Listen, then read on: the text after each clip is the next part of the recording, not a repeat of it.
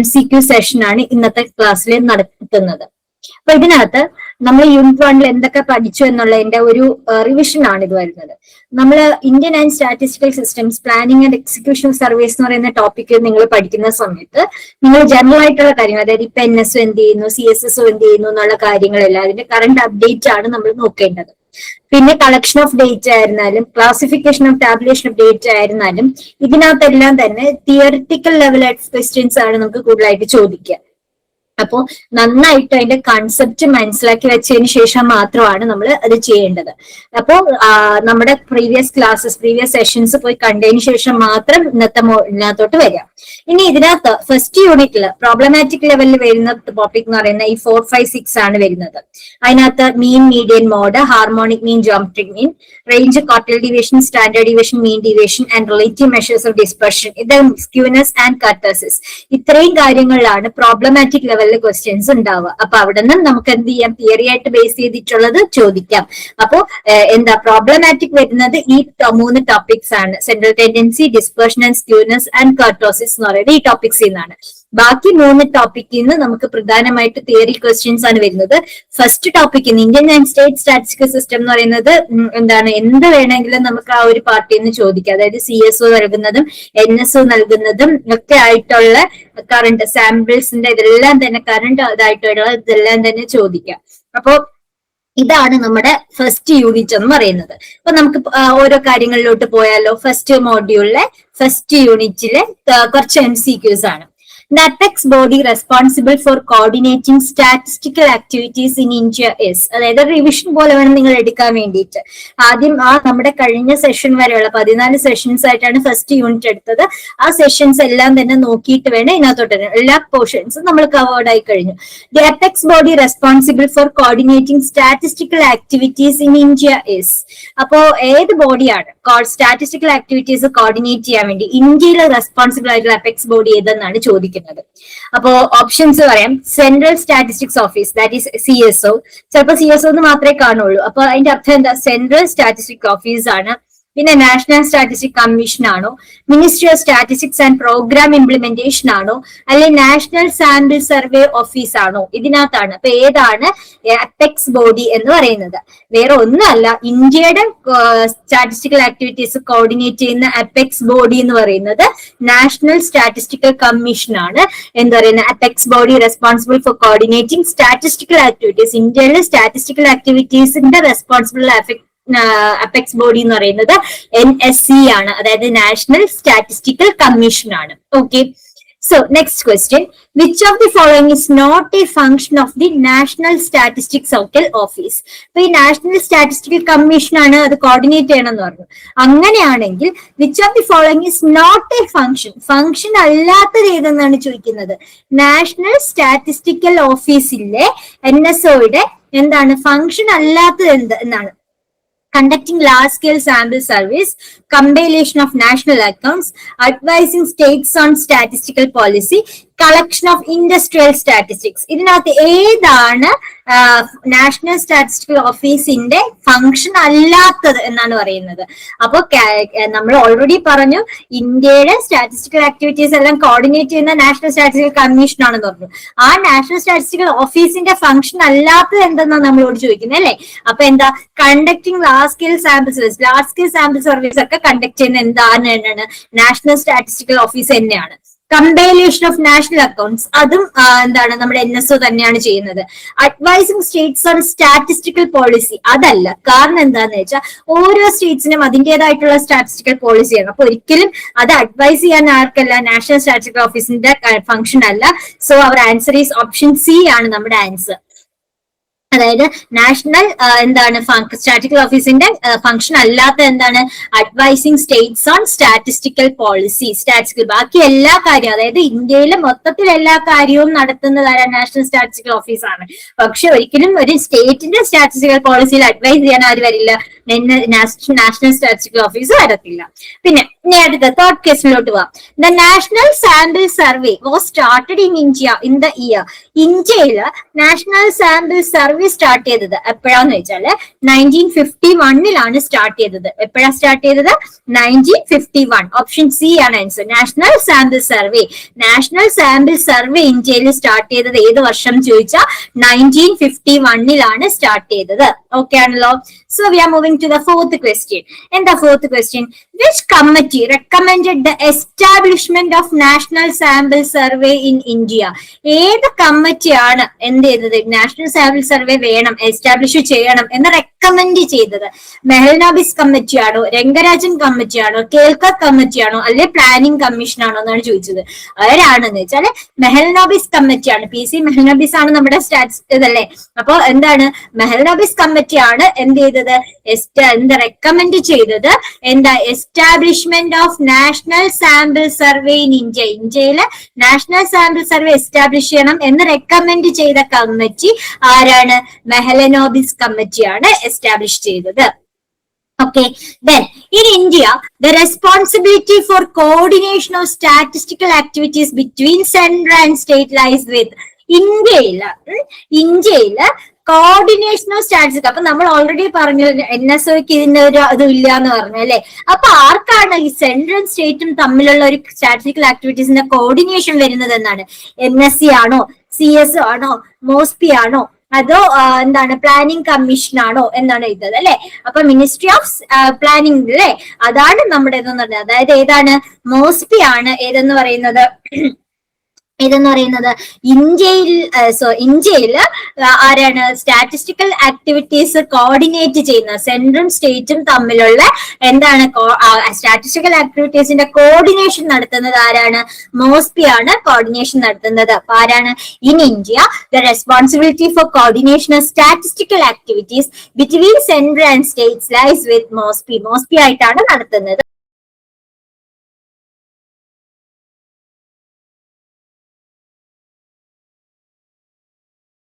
Okay ആണല്ലോ.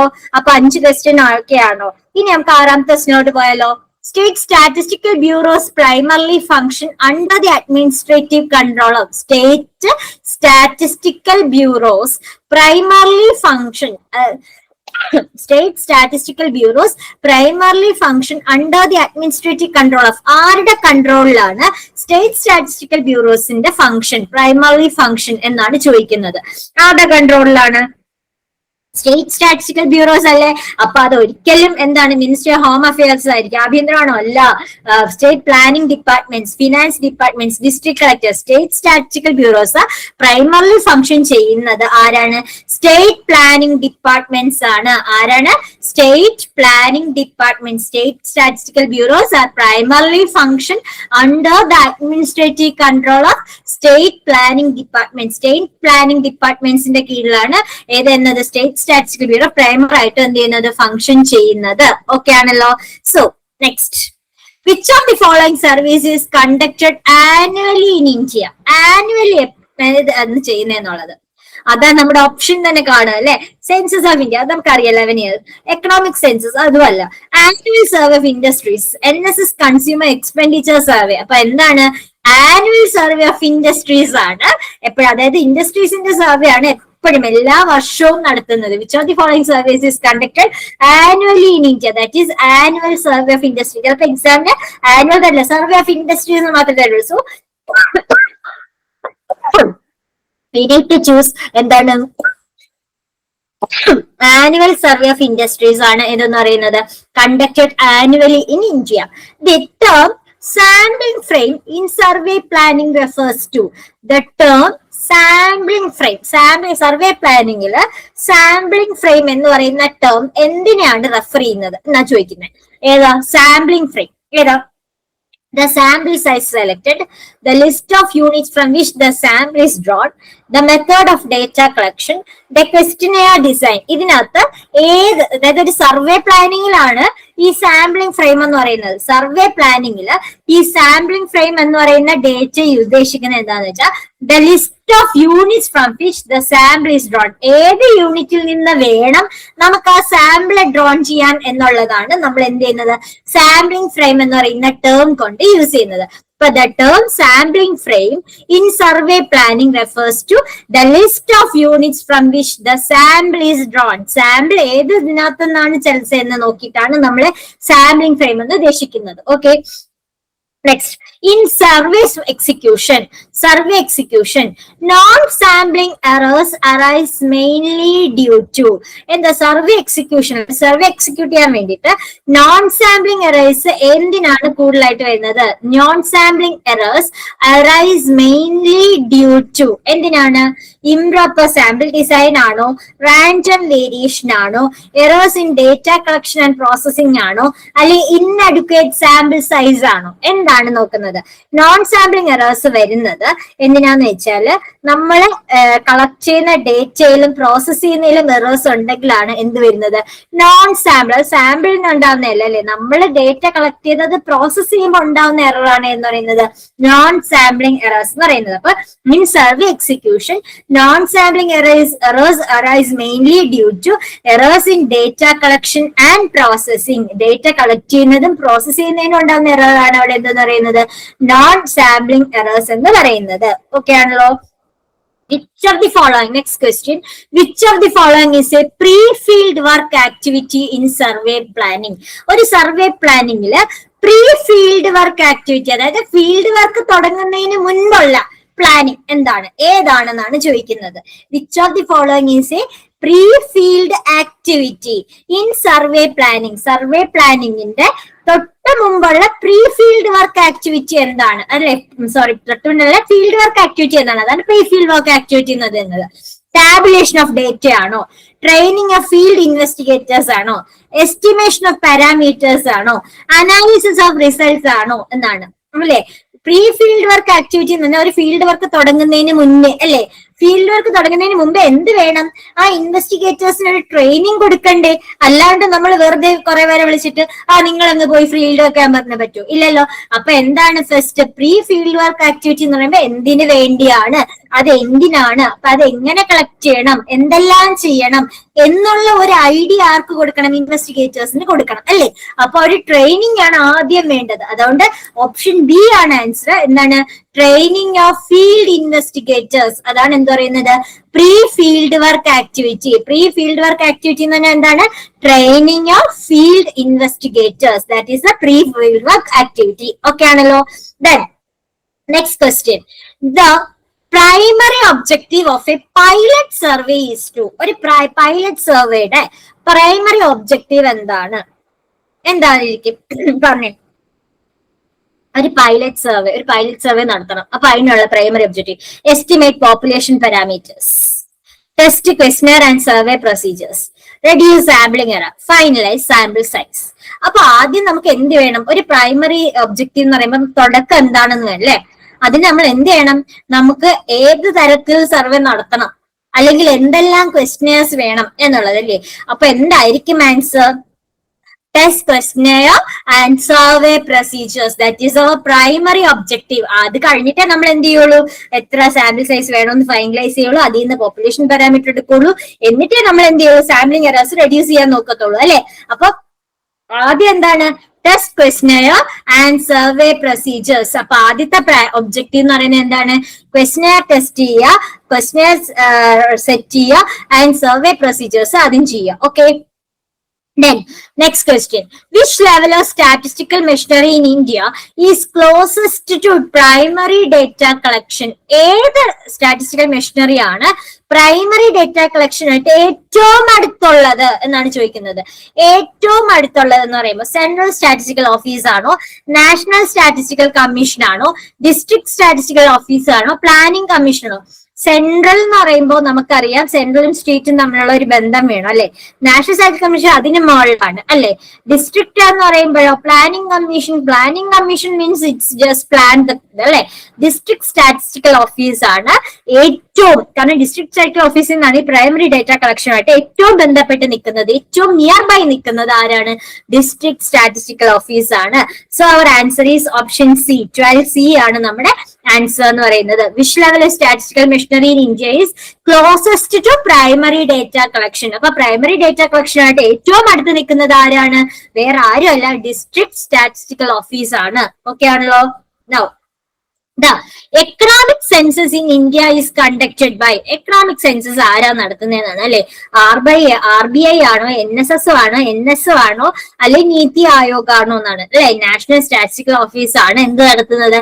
Economic census നടത്തുന്നത്. NSO ആണ്, നാഷണൽ സാമ്പിൾ സർവേ ഓഫീസ് ആണ് ഏതെന്ന് പറയുന്നത്? NSSO എന്ന് പറയുന്നത്. അപ്പൊ ഇവിടെ നാഷണൽ സ്റ്റാറ്റിസ്റ്റിക്കൽ ഓഫീസ് ആണ് ഏത് നടത്തുന്നത്? Economic census in India. Economic census conduct ചെയ്യുന്നത് ആരാണ്? NSO ആണ് കണ്ടക്ട് ചെയ്യുന്നത്. ഓക്കെ ആണോ? Then which of the following is an advantage of sample surveys over census surveys? sample surveys census സർവീസിനെക്കാളുമുള്ള അഡ്വാൻറ്റേജ് എന്താണ് എന്നാണ് പറയുന്നത്. Sample service over census service. Census സർവീസിന് തന്നെയുള്ള സാമ്പിൾ സർവീസ് ആയിട്ടുള്ള അഡ്വാൻറ്റേജ് എന്താണെന്നാണ് നോക്കുന്നത്. Complete coverage, higher cost, faster results, no sampling error. എന്താണ്? which of the following is an advantage of sample surveys over census surveys? Complete coverage ആണോ, higher cost ആണോ, faster results ആണോ, അല്ലെ no sampling error ആണോ എന്നാണ് നോക്കുന്നത്. അപ്പൊ എന്താ? സാമ്പിൾ സർവേ സെൻസസ് സർവേനെക്കാളും, സെൻസസ് സർവേ എന്ന് പറയുമ്പോൾ നമുക്കറിയാം 11 വർഷത്തേക്കുള്ള അടുത്താണ് അല്ലെ? സാമ്പിൾ സർവീസിനെക്കാളും സെൻസസ് സർവേയിൽ ഉണ്ടെന്ന് പറയുന്നത് ഏതാണ്? ഫാസ്റ്റർ റിസൾട്ടുകളായിരിക്കും. അപ്പൊ എന്താണ്? 14C ആണ് ആൻസർ. അതായത് എന്താ? ഫാസ്റ്റർ റിസൾട്ട്സ് ആണ് answer. Which of the following is an advantage of sample surveys over census surveys? എന്താണ്? ഫാസ്റ്റർ റിസൾട്ട് ആണ് അവിടുത്തെ അഡ്വാൻറ്റേജ് എന്ന് പറയുന്നത്. ഇനി 15th question. In Indian statistical practice house surveys R mainly conducted using ഏത്? അതായത് നമ്മൾ ഒരുപാട് റാൻഡം സാമ്പിളിംഗ് പഠിച്ചു അല്ലെ? ഇതിന്റെ എല്ലാം ഡിസ്ട്രിബ്യൂഷൻ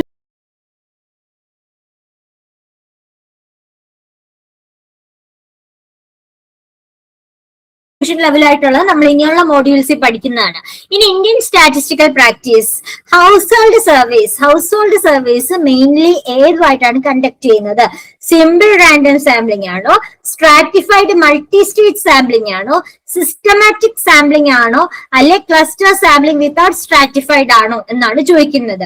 അപ്പൊ ഏതാണെന്നാണ് ചോദിക്കുന്നത്. ഹൗസ് ഹോൾഡ് സർവേസ് നടത്താന്ന് വെച്ചാൽ സ്ട്രാറ്റിഫൈഡ് മൾട്ടി സ്റ്റേറ്റ് സാമ്പിളിംഗ് ആണ്. അതായത് പല തരത്തിൽ സ്ട്രാറ്റിഫൈ ചെയ്തിട്ട് വേണം, സ്ട്രാറ്റാസ് ആയിട്ട് ഡിവൈഡ് ചെയ്തിട്ട് വേണം നമ്മൾ അത് ചെയ്യാൻ വേണ്ടിയിട്ട്.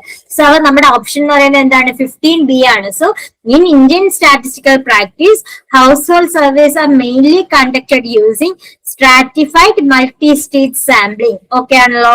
Now, which of the following bodies ensures professional independence of official statistics in India?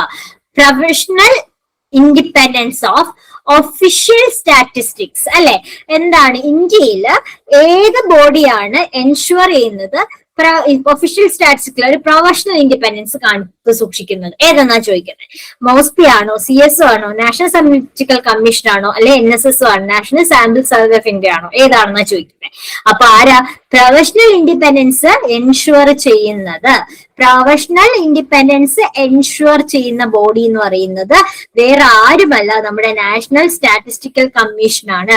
Which of the following bodies ensures professional independence of official statistics in India? That is nothing, national statistical commission ആണ്. Okay ആണല്ലോ. Then A major limitation of state statistical system in India. ഏറ്റവും വളരെ വലിയ limitation എന്താണെന്നാണ് ചോദിക്കുന്നത് state statistical ഡേറ്റയില്. Lack of data demand, duplication of work, inadequate trained manpower, excessive centralization. അപ്പൊ actually എന്താന്ന് വെച്ചാല് ഇൻഅഡിക്വേറ്റ് ട്രെയിൻഡ് മാൻ പവർ ആണ് ഏതില്ലാത്തത് ലിമിറ്റേഷൻ എന്ന് പറയുന്നത്. മേജർ ലിമിറ്റേഷൻ എന്ന് പറഞ്ഞാൽ എന്താണ്? Inadequate trained manpower. Then, during survey execution, editing of schedules refers to. Survey എക്സിക്യൂഷനിൽ ഷെഡ്യൂൾസ് എഡിറ്റ് ചെയ്യുന്നത് എങ്ങനെയാണ്? Designing the questionnaire, checking completeness and consistency of data, coding of responses, tabulation of data. ഏതാണ്? During survey execution, survey execute ചെയ്യാൻ വേണ്ടിയിട്ട് ഷെഡ്യൂളിൽ edit ചെയ്യാനുള്ള refer ചെയ്യുന്നത് ഏതാണ് എന്നാണ് ചോദിക്കുന്നത്. Checking, completeness and consistency of data. അതാണ് എന്ത് ചെയ്യുന്നത്, എഡിറ്റിംഗ് ഓഫ് ഷെഡ്യൂൾസ് എന്ന് പറയുന്നത്. അപ്പൊ എഡിറ്റിംഗ് ഓഫ് ഷെഡ്യൂൾസ് എന്ന് പറയുന്നത് ക്വസ്റ്റ്യൻ ഡിസൈൻ ചെയ്യാനോ റെസ്പോൺസസ് കോഡ് ചെയ്യാനോ ഡേറ്റ ടാബുലേറ്റ് ചെയ്യാനോ ഒന്നും അല്ല. എന്താണ്, കംപ്ലീറ്റ് ആണോ, അത് ഡേറ്റ കൺസിസ്റ്റന്റ് ആണോ എന്നുള്ളതാണ്. അതായത് നമ്മൾ ഒരു കാര്യം കംപ്ലീറ്റ് ആയിട്ടാണോ ചെയ്തത്, ആ ഡേറ്റ കിട്ടിയത് അത് കൺസിസ്റ്റന്റ് ആണോ, ഇത് രണ്ടും ചെക്ക് ചെയ്യുന്നതിനാണ് എന്ത് പറയുന്നത്, എഡിറ്റിംഗ് ഓഫ് ഷെഡ്യൂൾസ് എന്ന് പറയുന്നത്. During survey execution, editing of schedules refers to checking completeness and consistency of data. Checking completeness and consistency of data. Okay. Then, which of the following is an example of secondary data? Secondary data example ഏതാണ് എന്നാണ് ചോദിക്കുന്നത്. Data collected through NSS field survey. Census data published by the government. Data collected through personal interview. Data collected by enumerators. എന്താണ്, already നമുക്കറിയാലേ secondary data എന്ന് പറയുമ്പോൾ ആരെങ്കിലും collect ചെയ്ത് വെച്ചേക്കുന്നതാണ് നമ്മൾ എടുക്കുന്നത് അല്ലെ. അതായത് census data published by the government. എന്താണ് answer, census data published by the government. NSS field survey means ഒരാൾ നേരിട്ട് പോയിട്ട് NSS എന്താണ് അവർ പോയി ഡേറ്റ കളക്ട് ചെയ്യുന്നതാണ്. അത് മീൻസ് പ്രൈമറി ഡേറ്റയാണ്. അതുപോലെ പേഴ്സണൽ ഇന്റർവ്യൂ വഴി ഡേറ്റ കളക്ട് ചെയ്യുന്ന വെച്ചാൽ ഒരാൾ മുഖത്തോട് മുഖം നോക്കി പറയുന്നത്, അതും പ്രൈമറി ഡേറ്റ ആണ്. Data collected by enumerators. Enumerators means ആരാണ് ഏൽപ്പിച്ചത്, അവർ കളക്ട് ചെയ്യുന്നത്, അതും എന്താണ് പ്രൈമറി ഡേറ്റ ആണ്. Census data publish by the government ആണ് ഇതെന്ന് പറയുന്നത് സെക്കൻഡറി ഡേറ്റ. അതായത് ആരെങ്കിലും കളക്ട് ചെയ്ത് വച്ചേക്കുന്നതിനെ നമ്മൾ പോയി എടുത്ത് ഉപയോഗിക്കുന്നതിനാണ് എന്ത് പറയുന്നത്, സെക്കൻഡറി ഡേറ്റ എന്ന് പറയുന്നത്. Then, the success of a large-scale national survey in India mainly depends on the success of a large-scale national survey in India. Mainly depends on sample size alone, efficient planning, execution and supervision, use of census method, complete elimination of non-sampling errors. ഇതിനകത്ത് എന്താണ് success എന്ന് പറയുന്നത്, ഒരു large scale national survey നമ്മൾ mainly depend ചെയ്യുമ്പോൾ ഉണ്ടാവുന്ന success എന്താണ്, sample size മാത്രമാണോ, ഒരിക്കലും അല്ല. Efficient planning, execution and supervision, ഇത് മൂന്നും സക്സസ് ആയാൽ മാത്രമേ നമുക്ക് എന്ത് ചെയ്യാൻ പറ്റൂ, ലാർജ് സ്കെയിൽ നാഷണൽ സർവേ എന്ത് ചെയ്യാൻ പറ്റുള്ളൂ, സക്സസ് ആണെന്ന് പറയാൻ പറ്റും. അപ്പൊ the success of A large scale national survey in India mainly depends on efficient planning, execution and supervision. Plan ചെയ്യുക, അത് എക്സിക്യൂട്ട് ചെയ്യുക, സൂപ്പർവൈസ് ചെയ്യുക, കറക്റ്റ് ആയിട്ട് അത് ഫോളോ ചെയ്യുക. അങ്ങനെ ഉണ്ടെങ്കിൽ മാത്രമേ ആ ഡേറ്റ് അത് സക്സസ് ആവത്തുള്ളൂ. So efficient planning, execution and supervision. Okay ആണല്ലോ. Now which of the following is the correct sequence in planning a sample survey? ഒരു സാമ്പിൾ സർവേ നടത്താൻ വേണ്ടിയിട്ട്, പ്ലാൻ ചെയ്യാൻ വേണ്ടിയിട്ടുള്ള കറക്റ്റ് സീക്വൻസ് ഇതിൽ ഏതാണെന്നാണ് ചോദിക്കുന്നത്. Questionnaire, pilot survey, sampling design, field work. Sampling design, questionnaire, pilot survey, field work. Pilot survey, sampling design, questionnaire, field work. Questionnaire, sampling design, field work, pilot survey. എന്താണ് പറഞ്ഞേ, ഏതായിരിക്കും എന്തായിരിക്കും? എന്താ, ആദ്യം സാമ്പിളിംഗ് ഡിസൈൻ ചെയ്യണം വേണ്ടേ, അല്ലാണ്ട് വെറുതെ നമ്മൾ ഒരു കഥയില്ല നോക്കണ്ടേ. അപ്പൊ സാമ്പിൾ ഡിസൈൻ ചെയ്യണം. എങ്ങനെ നമുക്ക് ഏത് സാമ്പിൾ യൂസ് ചെയ്യാം എന്നുള്ളത് നോക്കാം. ഏത് സാമ്പിൾ, സിമ്പിൾ റാൻഡം സാമ്പിളിംഗ് ആണോ അല്ലെ സ്ട്രാറ്റിഫൈഡ് ആണോ അല്ലെ, അത് നോക്കിയെടുക്കാം. എന്നിട്ട് നമ്മൾ അതിനനുസരിച്ച് ക്വസ്റ്റ്യൻ പ്രിപ്പയർ ചെയ്യാം. എന്നിട്ട് പൈലറ്റ് സർവേ നടത്തുക. എന്നിട്ട് ഫീൽഡ് വർക്ക് ചെയ്യുക. That means our option B is the answer. Sampling design, questionnaire, pilot survey and field work. This is the correct sequence of planning in sample survey. ഒരു planning survey നടത്താൻ വേണ്ടിയിട്ട് ഉള്ള correct എന്ന് പറയുന്നത് ഏതാണ്?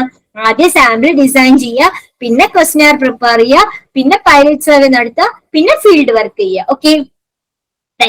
Next, the primary data are collected by, നമുക്കറിയാലേ എന്താണ്, by investigator first time അല്ലെ. Investigator first time collect ചെയ്യുന്നതിനാണ് എന്ത് പറയുന്നത്, പ്രൈമറി ഡേറ്റ എന്ന് പറയുന്നത്. കുറച്ച് സിമ്പിൾ ക്വസ്റ്റ്യൻസിലോട്ട് വരാം നമുക്ക്. Secondary data are obtain from, secondary data എങ്ങനെയാ വരുന്നത്, direct observation, personal interview, publish reports and experiments. എന്താണ് പബ്ലിഷ്, എന്താണ് റിപ്പോർട്ട്സ് അല്ലെ. റിപ്പോർട്ട്സ് പബ്ലിഷ് ചെയ്ത റിപ്പോർട്ട്സിൽ നിന്ന് എടുക്കുന്നതാണ് secondary data. Census method study, census methods എന്തിനെ സ്റ്റഡി ചെയ്യുന്നു എന്നാണ് വയ്ക്കുന്നത്. Sample only, entire population, selected units, households only. Census method study ചെയ്യുന്നത് എപ്പോഴും എന്തിനായിരിക്കും? എൻറ്റയർ പോപ്പുലേഷൻ, മൊത്തത്തോടുകൂടിയുള്ള എല്ലാ പോപ്പുലേഷനെ ആയിരിക്കും എന്ത് ചെയ്യുന്നത്? സെൻസസ് മെത്തേഡ് സ്റ്റഡി ചെയ്യുന്നത്. So census method studies entire population. Okay,